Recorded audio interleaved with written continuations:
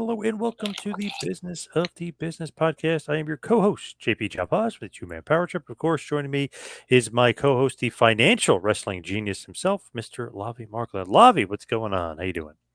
Hey, John, I'm doing well. Tonight is a special night, special guest. So I was trying to tie it into the news of the week. And unfortunately, of course, Sid Vicious passed away. And in case you didn't know, Sid Vicious appeared in a issue of Valiant's Battlemania. It was kind of a weird sequence with Jake the Snake Roberts. But that was comic books and wrestling a long time ago. But today we have the premiere comic book creator of the acclaimed Headlock for the first time, Michael Kingston. Michael, welcome to the show. Thanks for having me on. I appreciate it.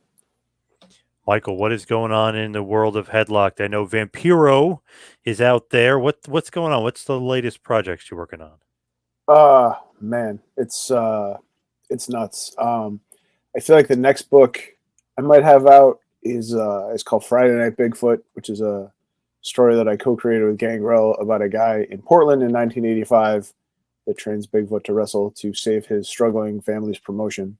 It's a lot of fun. We get Bigfoot hooked on coke, so it's a good time. It's got kind of I don't know. It's obviously somewhat absurd, but it's a lot of fun. We kind of dig into some of the old school, wrestling territory stuff, and and then there's Bigfoot. We start the book with Bigfoot in rehab, so that's to give you any kind of idea what kind of a book it's going to be. But it's a lot of fun. We got some cool creators on it, so we're working on that. And then obviously Vampiro is a big deal, and that's one of the funnest things that I've had to write recently. And then working on Volume 5 for Headlocked. Volume 4 for Tales from the Road. We announced Shelton Benjamin, Jordan Grace, New Danhausen, and I've got a couple other people kind of in the wings that I'm still trying to lock down. And then I have 2 other projects, but I can't talk about them yet. Not yet. Okay, all right. With Vampiro, what's going to be the focus with Vamp, and what's it like working with Vampiro? Vampiro is such a singular person. Like, he's just he came to my San Diego Comic Con table in like a zoot suit. He looked like a hitman for the Italian mafia. Like, he's just got it. Like, there's like and it's funny that, not funny, but obviously Sid just died, and there's a guy that just had this incredible personal charisma, Yep. And Vamp is like that in a different way, but he just exudes cool, and he believes or he thinks about and deals with like just some of the weirdest stuff, and he's into like weirdness, but like he's just perpetually cool. And so he's been fun to be around. He's been fun to, to talk with and stuff. The idea of the book that we're doing is as far from a wrestling comic as I've ever done. It's the idea. It sort of started out around an action figure, and then kind of became something else. There were people that liked the story so much they were like, well, this has to be more than this. And I was just like, for me, I'm a guy that just I was just looking for an opportunity to do something different, because I do, obviously all my stuff is sort of wrestling centric. And so this was an opportunity as a lifelong fan of comics to sort of cut loose in a different way. And I love horror movies. Like that horror comedy genre, like Dusk Till Dawn, I think is an amazing movie. Cabin in the Woods, like that kind of stuff. Evil Dead. So I wanted to do something like that. So we sort of created this idea that Vampiro is an underground guitarist, kind of like if you know kind of thing. And he plays like these, he just shows up places and plays, and it's like a big deal or whatever, but like he's never on posters or anything. And then at night after the shows, his guitar converts into a literal axe, and he goes out and hunts monsters of both the supernatural and human variety. And he gets pulled into this sort of accidentally kind of triggers the apocalypse by killing one of the four horsemen accidentally. And it starts this whole thing. And I describe it, I guess, if you're familiar with both properties, I would assume Preacher meets Cannonball Run. And it's super, super fun. We just revealed the cover to number 2, or it was in previews or whatever, but the next big antagonist for issue 2 is a motorcycle gang of shotgun-toting nuns called the Bad Habit, which is so just to give you an eye, like just to kind of, I don't know, it's got that sort of midnight popcorn kind of movie feel to it, but it's super, super fun, and it's I've had a blast writing it, and yeah, I think people should check it out. I think they'll really like it. What about the San Diego Comic-Con? Obviously, the biggest Comic-Con. You're always there. You're always dominating. How was it? How was the reception? Besides, obviously, Vampiro with that awesome suit. San Diego is always great. I have the only dedicated wrestling booth at the show. WWE will send people to Mattel, and AEW sends people to Jazzwares and stuff, but I have the only actual dedicated wrestling booth on the floor. I think we had 9 different wrestlers this year. And it was a lot of fun. I mean, the reception is always great. We did a Danhausen exclusive for the show. We did a Cardona and Myers exclusive for the show. We had some cool art prints that we made. Yeah, we had Shelton Benjamin, Brody King, Sergeant Slaughter, Danhausen, Cardona and Myers, but Darby Allin, a bunch of different, little something for everybody. Obviously Vamp was there too. And so, when I started doing cons, there wasn't a lot of wrestling stuff. Maybe you would find, like Virgil, Honky Tonk Man, Greg Valentine doing autographs someplace or whatever, you know what I mean? And I think Cole Cobain, I called it Sad Wrestler Alley at one point or whatever. And I don't necessarily know if I agree with that, but I just felt like there wasn't anybody that had sort of a stewardship over wrestling at Comic-Cons. I was the first wrestling thing at probably 20 different Comic-Cons. Like a lot of cons had no wrestler rules. So I would be like, well, hey, I want to, come to the show. And they're like, okay, yeah, you're a comic book guy. I'm like, well, I want to bring Jerry Lawler because he does the covers to my books. And I'm like, wow, we don't know a lot of wrestlers. I'm like, but he's an artist. So then they would put us in Artist Alley and we'd jam up the place. And then, they'd start booking wrestlers. But I mean, I went to shows that turned down Piper as a guest because they only knew him from They Live. So, Wow. I mean, I've seen some crazy, crazy stuff. I mean, Jerry and I were getting turned down as late as 2019 from shows that didn't want wrestlers. So, it's tricky, but so I take that very seriously. Like I want to have a good fan experience. I mean, I've had the opportunity to bring in some very big names, but the money they wanted would kind of, I don't want like the cattle thing. You know what I mean? Like, I don't feel like you should be able to tell a talent your life story, but I feel like you should be able to have the opportunity to exchange a few words, tell them what they mean to you and whatever. And the talent should be able to make some money. But I mean, I'm not there to put 6 figures in somebody's pocket. So I want a good fan experience. And that's why we try to create cool products. We try to create, we try to have good guests, a variety of guests and whatever. And that stuff, it matters to me, I guess, just because when I started going to shows, there was nobody. Man, that's just crazy to think like, we don't want Lawler, but now it's a headlining of most of those shows are wrestlers. Like, hey, Bret Hart's going to be at this convention, whoever. I mean, now it's like actual wrestlers, the headliners. It's it's been a big shift. I mean, I would also say, I mean, just in general, I think it's just amazing. It just because even in the Attitude Era and even the Hogan era, even when wrestling was cool, it wasn't cool, and now it's just a whole new level of accepted as a part of culture and whatever. So it's interesting to see, just to see the dramatic shift. How's Jerry doing, by the way? How's it? Because I see he's back out there doing shows and stuff. Yeah, he does some stuff. He's good. I mean, I don't think he's going to be drawing anytime soon.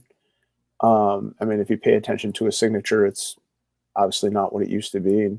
It's a shame, obviously. Yeah, you said the best signature ever. Yeah.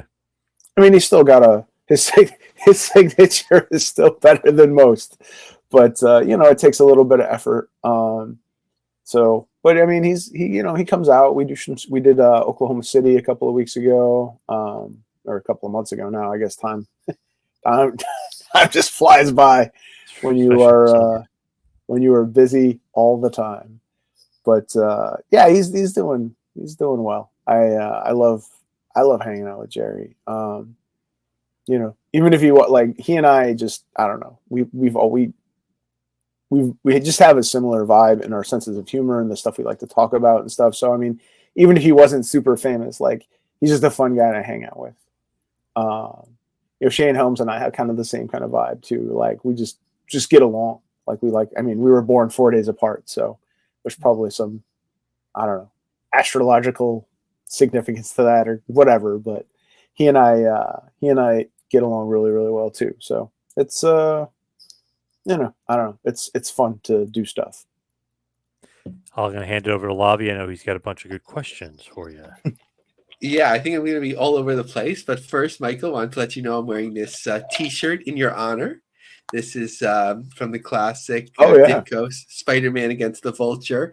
I've actually been stopped on the street many times. People are like, where did you get this shirt? So to give myself a little bit of cred, in 2000, I was an intern at Marvel Comics.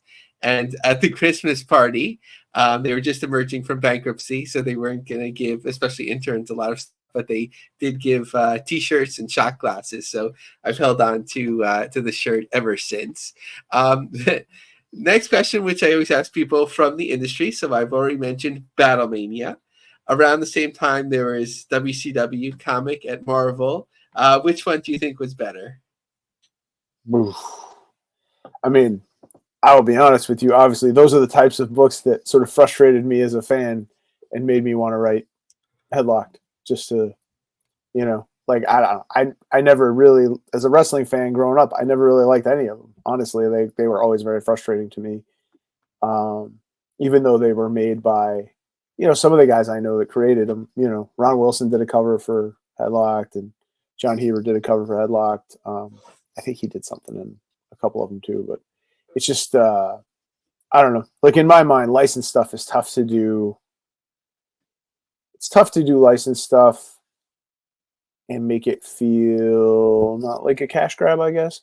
Like, in my mind, they always just felt like they're just trying to make some money off of people who like wrestling. But I never got the feeling that the people that wrote them liked wrestling.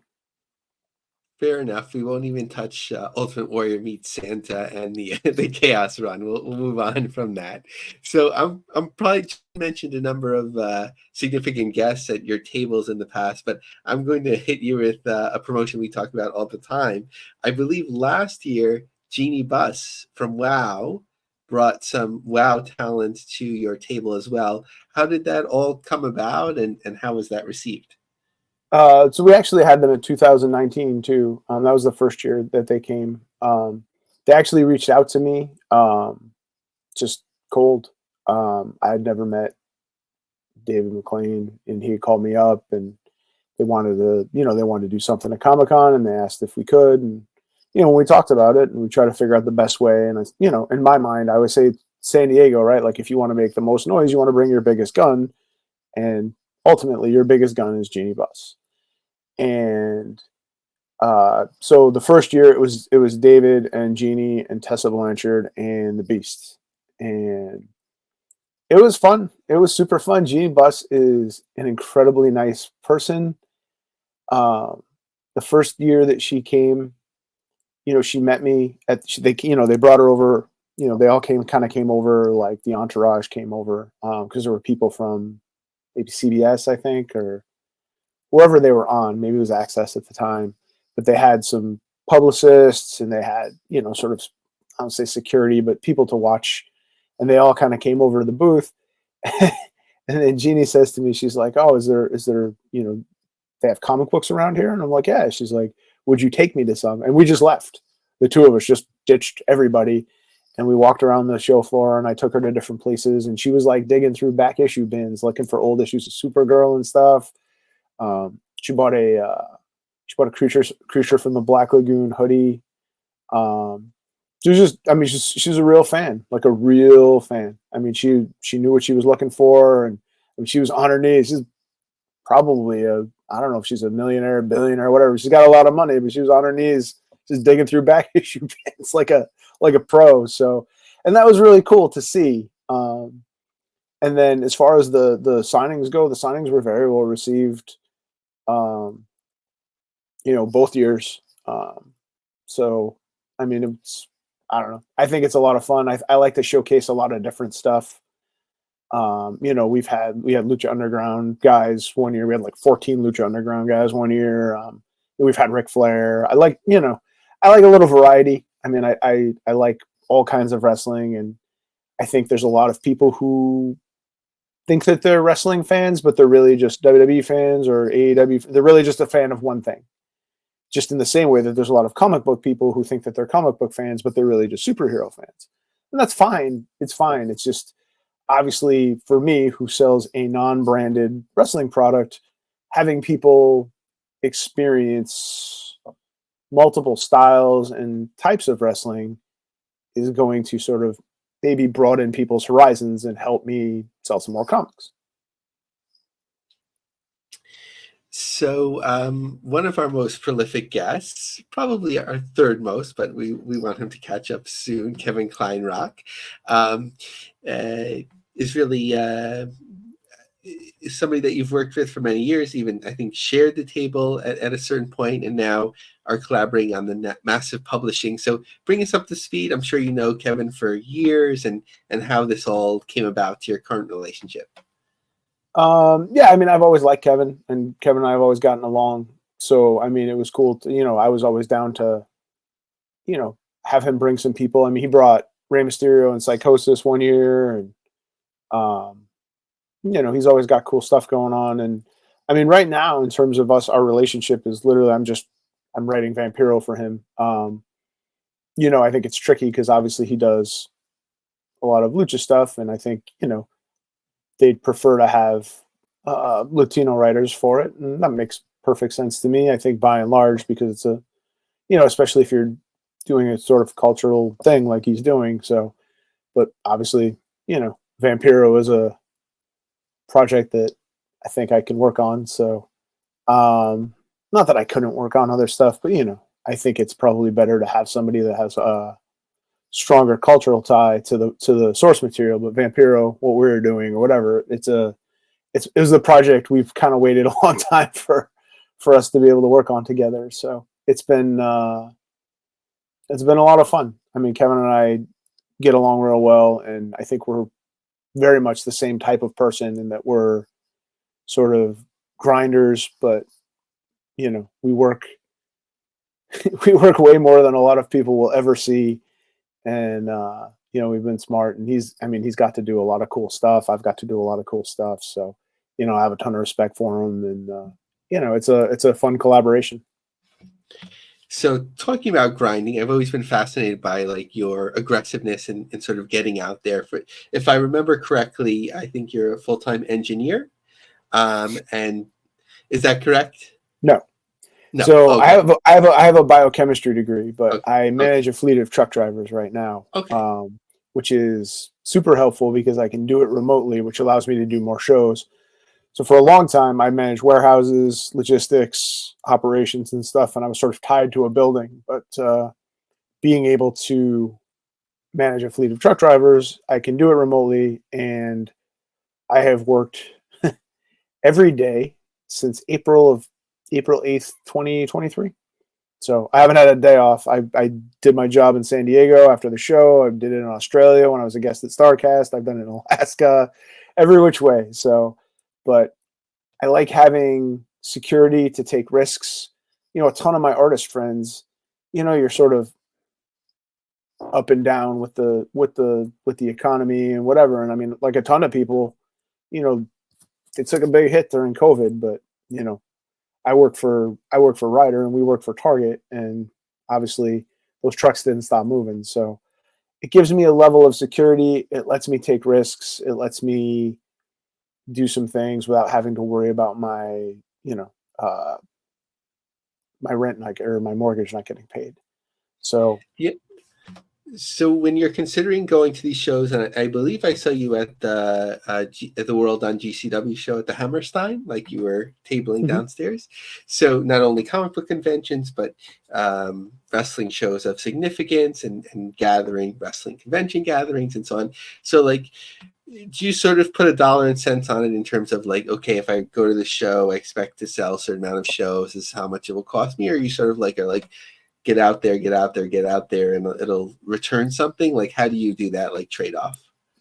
I mean, I definitely pick my shows carefully, which is why I don't do as many wrestling shows as I used to. Because, I mean, for me, like the real sweet spot was doing ROH shows. I used to kill at ROH shows, but I was also, I think, the only outside vendor they really ever allowed, and that was across multiple owners.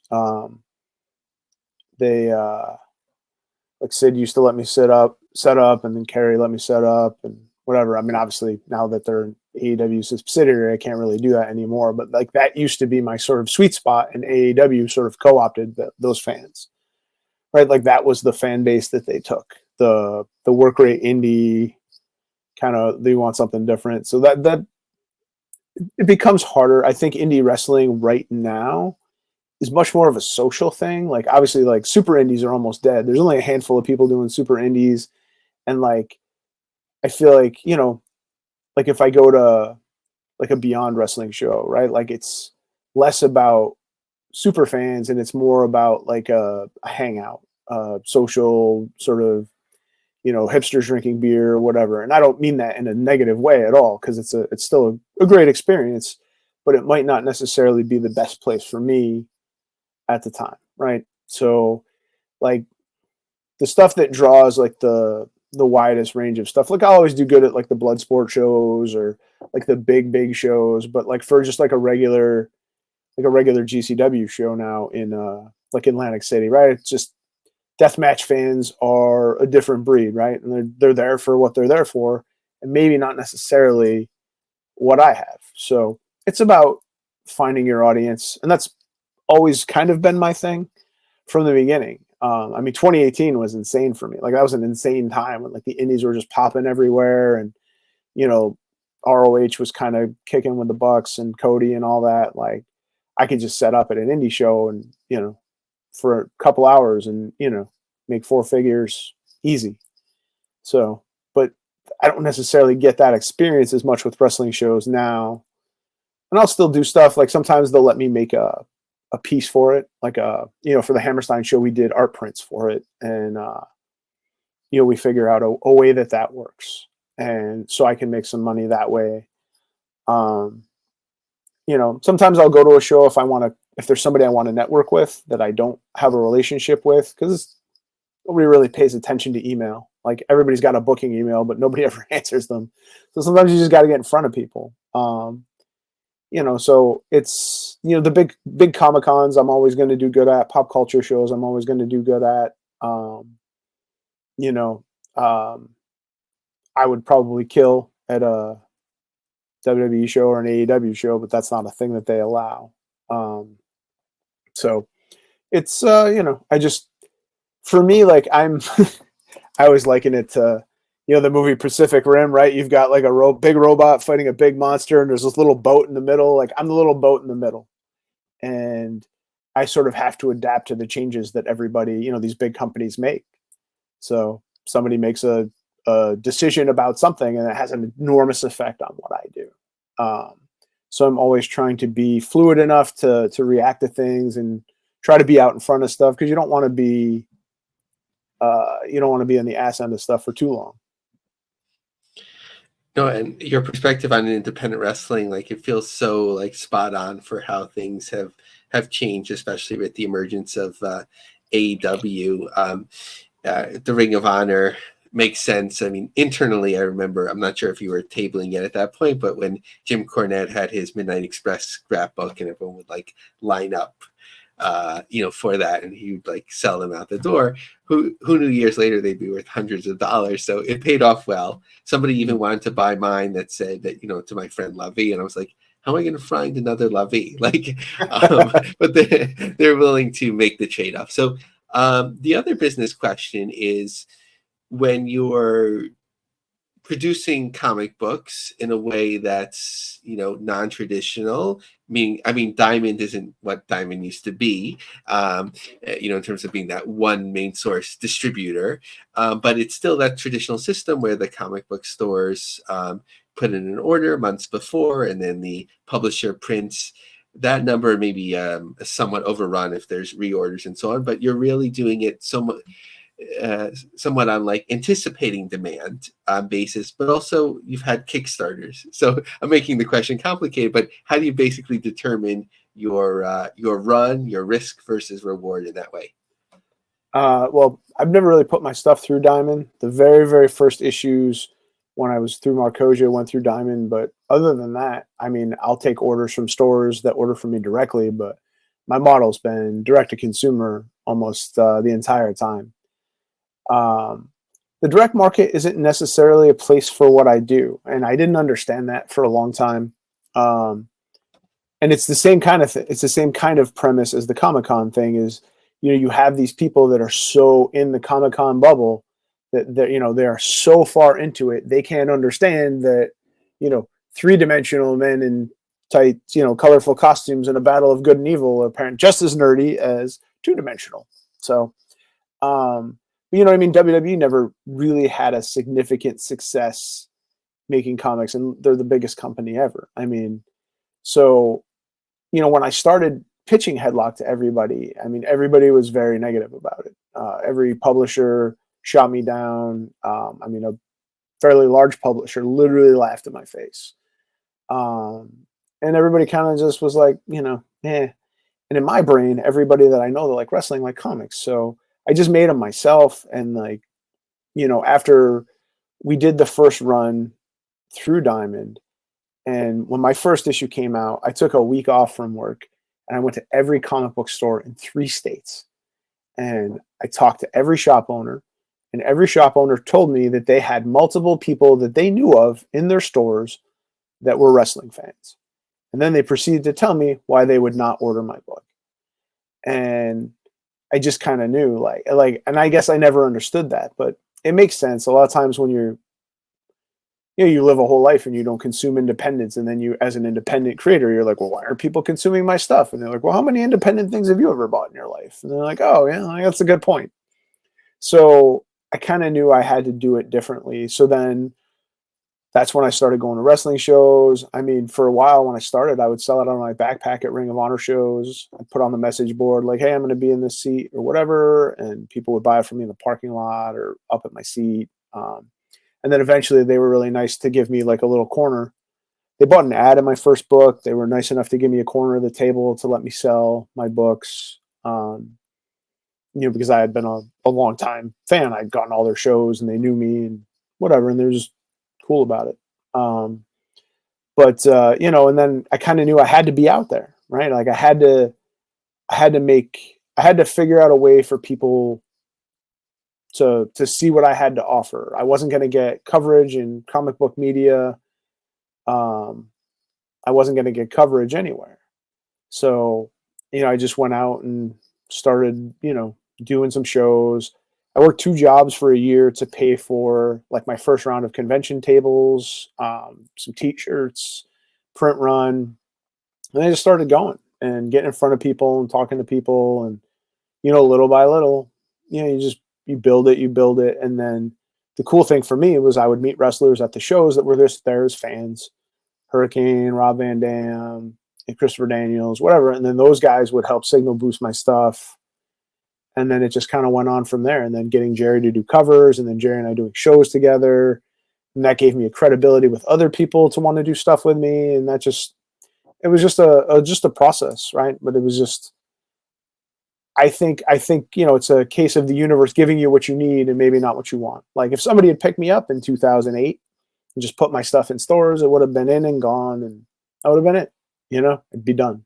So it almost forced me to build a stronger, more stable, process. And, it evolves constantly because of, like I said, because of the nature of wrestling and sort of me being, in the middle of it. But it's been I don't think there's anybody that's ever really done what I've done.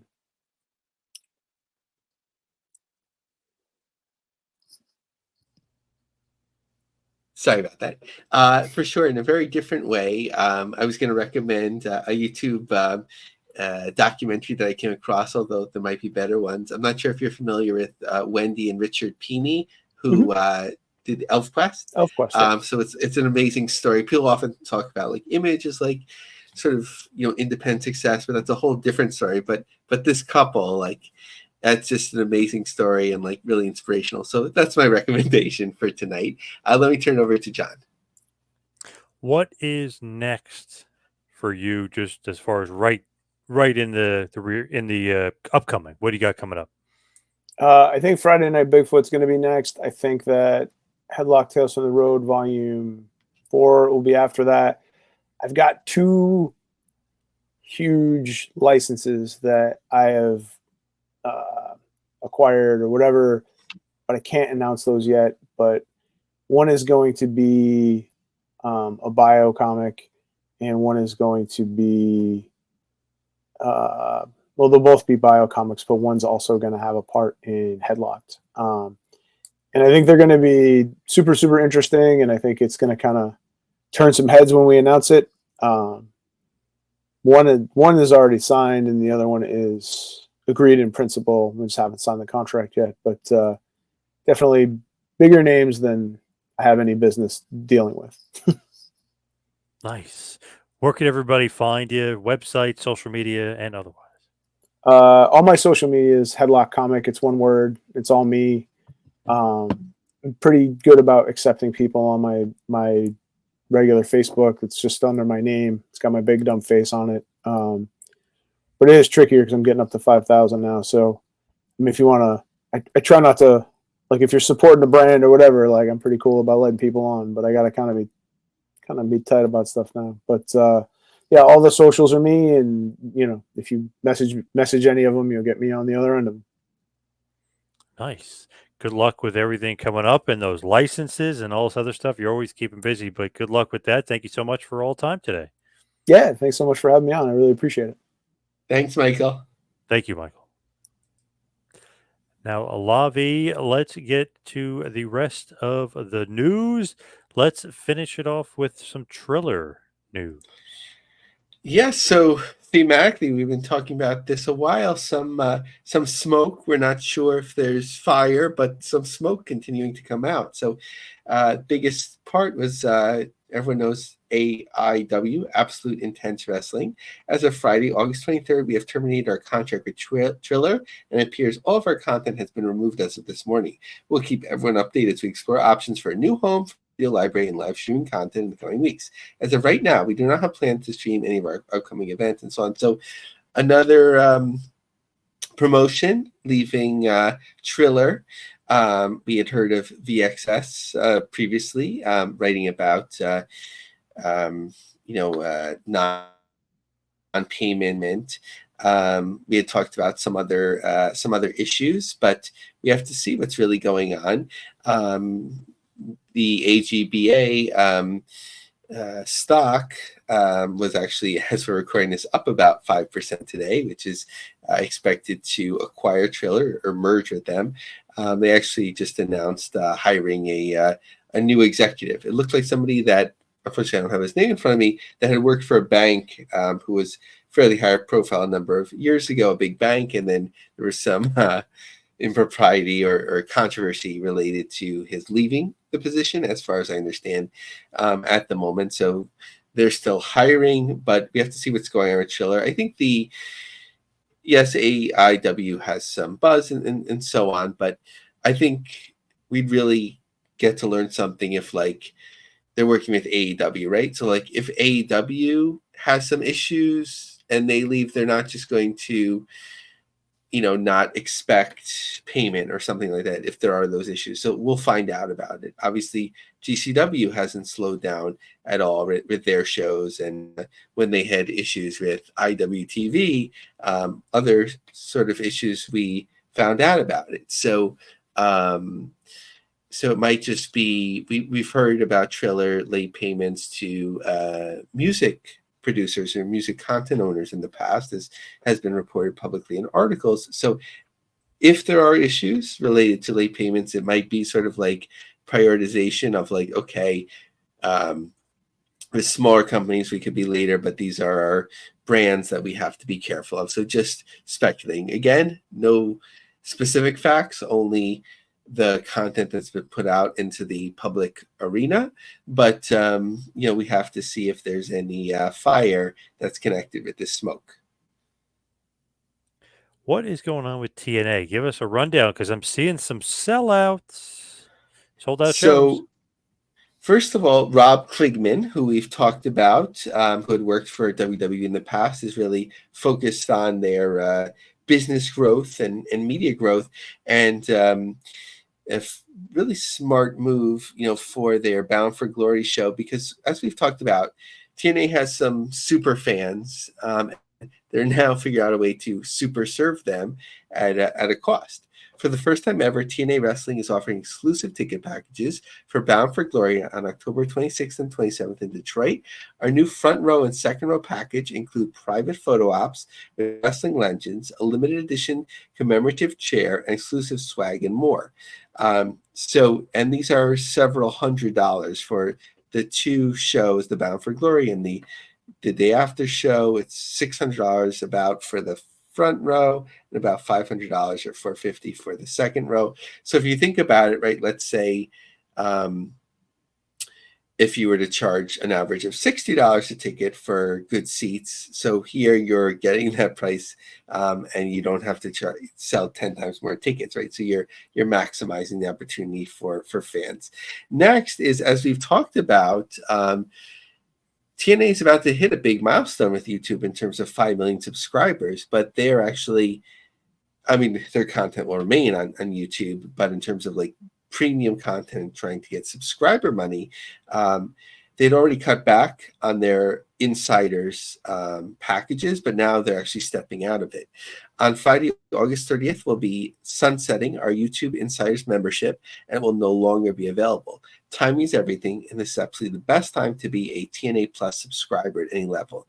And next month, for just $9.99, subscribers can catch Emergence this Friday and so on.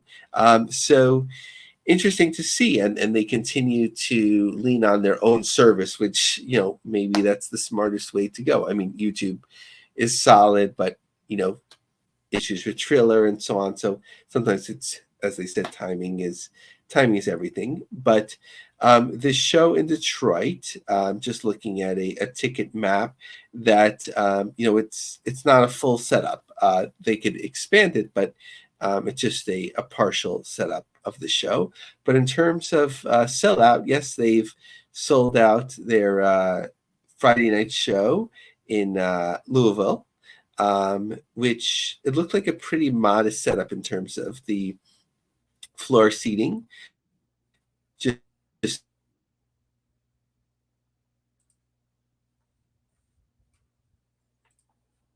reserved tickets for the second night. Looked like there was just a few tickets dotting the map there. Interestingly, for their big show in San Antonio at the Boeing Center, just a little bit of a glitch for Victory Road. They linked on their website to Ticketmaster, and I went to Ticketmaster. I was like, "What's going on?" You could just see a couple little sections of tickets, and you don't have the map. And then I realized that was just for resale. So if you go to the Boeing Center website, the whole map isn't open. If you click into each section, you can see how many tickets are sold there. So about 3 rows deep for each of those sections. I actually reached out to Rob to let him know, and TNA corrected it, and he said, be on the lookout for more business news forthcoming. So a little bit of a flex there. So As we talked about in terms of their schedule, Louisville has their 2 shows at the end of August, then into San Antonio, Spartanburg in September, followed by Detroit in October, Fayetteville in November, Winston-Salem with WrestleCade, and then Atlanta in December. Okay, so so that's the TNA news. So we'll be on the lookout for more business news upcoming. With TNA and these sellouts, I feel like they're going to the right size arenas. You know what I mean? Like, it's not too big, it's not too small either. They're hitting a sweet spot. Other organizations need to do the same thing. Just throwing that out there, right? I mean, sometimes you can be too big. Yeah, to me, that's key, like to know who you are. So clearly, we'll talk about NXT in a moment, but with the WWE main brand, they certainly like know who they are, the live events, the televised events, and so on. Like, it's all seems like the right places. AEW, obviously, a lot of issues there. I mean, they know when they're booking it, you have to have certain expectations, but it just continues not to make sense to me why they're booking so many big venues. In some ways, they're shifting a little bit, like they did in Texas with the residency in a gaming venue, but that's a question mark. But with some of the like sort of the mid-sized semi-national brands that we've talked about, I think most of them know who they are right now. GCW is booking the right size, TNA is, MLW is, and NWA is too. Speaking of NXT, are they going to too big of buildings? Do you think this is good size? So there's some ambitious shows. I think it's not like totally surprising to them that they're not going to fill up some of these venues, but they want to like be in a bigger space. I don't want to make it sound like I'm making more excuses for them than when we talk about AEW in similar spaces, but it's worth trying, getting a sense of the venue, and they're not like putting themselves all the way out there. It's sort of like this test for the new run on CW and a premium live event. So just looking at this from WrestleTix, October 27th is their Halloween Havoc event, where they've moved about 4,000 tickets for Hershey, PA, with about a 6,000 person setup. In St. Louis, the second Enterprise Center, which is that's an 20,000 seat venue. So this is the second NXT TV. I think I would have just done the first week, because like the second week already, even if you're sending Randy Orton, like there's like a bloom off the rose. So tickets distributed 3,000, current setup 6,900. So I think that will be a hard one to move. October 1st in Rosemont, where you're sending CM Punk, just under 5,000 tickets moved with an 8,000 person setup. I think that's a good, like, they'll move more tickets, but even with 5, I think it's like a unique setup that you can have there, and it gives it like a different feel to get off on the right foot. So just a note about the CW. No one's really reported this that much, but a lot of the new CW affiliates, which will carry SmackDown, of course, are Diginets. So they're the sub-channels in the market. So let's say you have CBS, which is 2.1, then the CW might be on 2.2. So it's it's not as prestigious and sometimes not as clear a signal. But people are just picking it up, like media outlets are just picking up, like, okay, they're another over-the-air station. An interesting note about over-the-air that people often think about, John, I think our age is probably the cutoff, or maybe a little bit younger, where people that have cut the cord, they're like, okay, I need my broadcast channels, and I'll figure it out with streaming. Whereas like younger people are just like, they don't even think about the concept of broadcast channels. So people aren't really pursuing like the TVs that have the antenna built into it, or like getting like the rabbit ears. There's actually like you never really see it where like it's actually less people have it now. People would think that it would increase, so slightly less. So it's a story to watch, the over the air. I think people that are very into sports, they're still going to seek that out. But like for younger people, like it's not a thing. And so as it moves along, it'll be less and less important. So New Japan Pro Wrestling, how are they doing? What's going on with New Japan? Yeah, so I reached out to WrestleTix, and I was like, "We need an update." It's very kind to immediately share one. So shockingly, like John, have you seen like anyone talking about this DC show? I mean, it's partly based for me on X, like who I'm interacting with, but I used to see so much more buzz. I don't see really any buzz for this DC show. Weird. It just, I don't know. I felt like it wasn't promoted at all, oddly.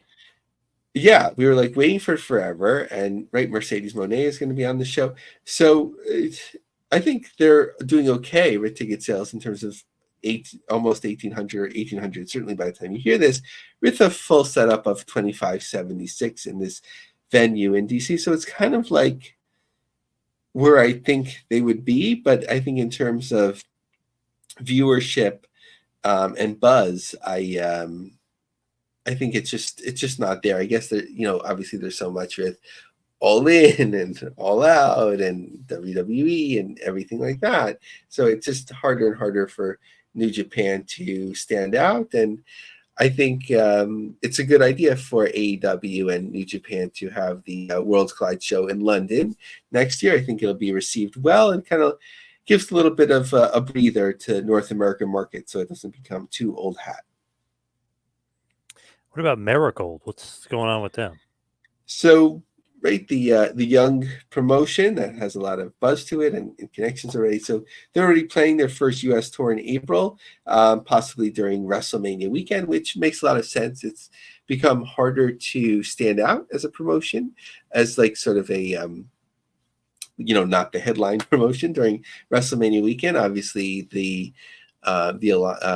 collective works well for GCW, and WrestleCon still has its thing and so on, but you don't see like so many shows. But Marigold, I would imagine they put like a 1,000-seat venue and then maybe charge higher ticket prices that I think people would be curious and willing to pay to go to something like that. How about our buddies at GCW? What's going on with them?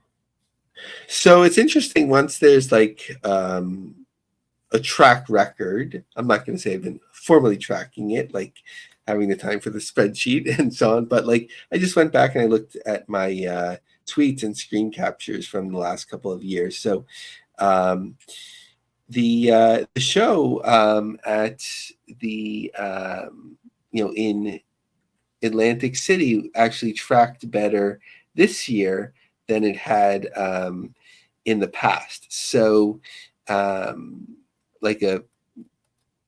think hours before the day out, like the first day was like 6 rows deep, and then the second one was 4 rows deep, and not a huge difference, but like last year, ticket sales were like a row behind that, at about the same time. So interesting to see how it not only held up, because I was thinking maybe Atlantic City is a market they should focus on a little bit less. We don't know all the particulars financially, but it seems like it's not only doing as well, but maybe even a drop better. But I would say behind 2022 in the same casino, but I'm not sure if in 2022 they still had the carousel room. Oh, okay. Now, in terms of other GCW shows, so in Chicago at the end of August, the front row is sold out and some of the small box seatings, but from the second row on, you could still get 6 or more tickets. Rochester's looking really strong, Brett's original hometown, with just GA remaining. Just looking at their schedule, like I mentioned, Chicago, they'll be in Harpo's on September 14th, Rochester the following day, Philly in the casino on September 20th, followed by Hartford, back to Atlantic City, October 12th and 13th, Denver on the 18th, LA, which always does really well for them, on October 19th. Then, pointing towards not only the West Coast, but then into Honolulu. So San Diego, October 31st, Honolulu, November 2nd, back to Louisville on November 14th. Sauget, which is the St. Louis market, on November 15th, and then followed by the American Dreams Mall show on November 23rd, which I'm totally fascinated by. Yes, me too. How about MLW? So MLW, which is basically sold out for the Melrose Ballroom, or will be. So they're already announcing their next show there in December, which is the one-shot show. So that's all, I think smart move. It's a venue that works for them. Know who you are, and good to announce a follow-up so you could sell tickets to the people that are going to the next show, and not have to, find them all again. As far as NWA is concerned, I know they got a bunch of shows coming up. What's going on with NWA? So talk about, limited buzz. For New Japan, it's one thing, but the NWA 76th anniversary show at the 2300 Arena, there's really not much going on, in terms of buzz that I'm noticing, at all. And depending on the quarter area, it looks like second or third row tickets is all that's been sold. So, John, I think you saw this. I was like, they need to get Shane Douglas there. 30 years since he threw down the belt and called it dead. I think you can the Heat. Yeah, he has to. Yeah, make something of that. I don't know if it's right for him to do an invasion with some active wrestlers or whatever, but there'd be something to that. I really like that they do these local PBS studios for their tapings. It's sometimes people do it a small venue and they're like, we do studio wrestling. They're like, no, we literally do studio wrestling, and that's smart. So NWA will be back in Tampa at WEDU for a couple of days of tapings.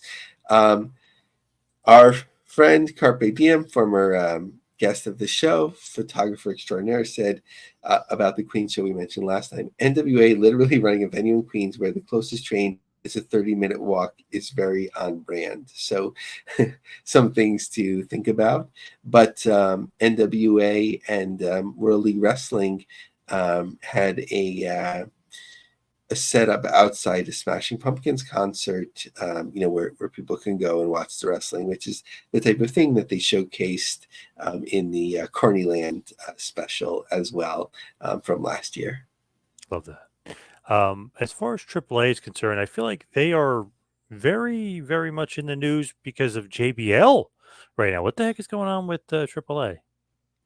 Yeah, so just before JBL, so they announced that they have 6 million followers over all of their social media. So not too surprising there, but this one I'm curious about. JBL on AAA, an investment. So thanks to Post Wrestling for transcribing this interview, but he said, no, I'm not looking to wrestle. I'm looking for an investment and looking maybe to do something with AAA. I don't know. We'll see. I enjoyed what they did. That's whatever the capacity crowd was. The building was full, 15, 20,000 people, and they drew a heck of a crowd. Hopefully there's something will come out in the pretty near future that will kind of make all this kind of clear and kind of see a path going forward. I'm not exactly sure the path going forward. I'm not being vague on purpose because I'm not exactly sure what's going to happen. So it's curious, I feel like a lot of people see AAA and also CMLL to an extent, and they're like, look what they do in Mexico City, in Mexico in general. What if we were to bring it here, right? Everyone thinks like that. I know, right? Connor Thompson was thinking about it for a while. AAA themselves. Kevin Kleinrock is working on the exciting project with Mass Republic, where there's the big lucha show on the West Coast. So I don't know if that's what JBL is thinking about, because investing in a Mexican company, I think he had spent a fair amount of his career wrestling there before, as Hawk, right, Bradshaw, but I don't know what he'd be investing in. And then it makes me curious, if he just did 2 appearances so far, right? with AAA and with GCW. Like, is that part of his plan for investment? Not to start rumors, but I'm just like curious. So, I mean, obviously he's an interesting financial guy. He's invested in sports before, so curious to see what's going on there. What about some other news? What else is going on in this crazy world? So, first of all, we've enjoyed following the OVW Fight Night show at the Appalachian Wireless Arena, which, partly I'm to blame for spotlighting it, because then WrestleTix thankfully picked it up and covering it, and then people went crazy because they had such a big setup originally, but now it's sort of leaning back to what you would expect, or maybe a little better than you'd expect, that 922 tickets distributed as of the last capture of that, and they're cutting out seats, and ultimately, like we talked about, they'll probably do a quarter house setup and move people together, which makes the most sense. Just other quick notes: beyond Wrestling Revolver, that show in Dayton, and VXS Arrival 2 in Ridgefield Park, New Jersey, set a attendance record at the famed Mecca, which is a very popular small venue out there in New Jersey. So we had a lot of good news, a good guest today. Let's head towards the plugs. You can follow me on Twitter and Instagram at 2Man Power Trip. Lavie, what do you got going on in this crazy? So, John, I have a unique request. We've been sitting at 9 reviews on Apple for a while. So obviously you've been listening to the end. So are so many supporters out there. Take a moment and write us a review on Apple. Get us to 10. Also on the Business of the Business podcast on LinkedIn group. We are very close to 100 group members. So I'd love to get there, especially in this niche. So spend some time in that for us, and follow me on Twitter and X, Marg, Lavie Marg. All right. Thank you, everybody, for tuning in. See you right back here next week for a little Business of the Business. See you next week, folks.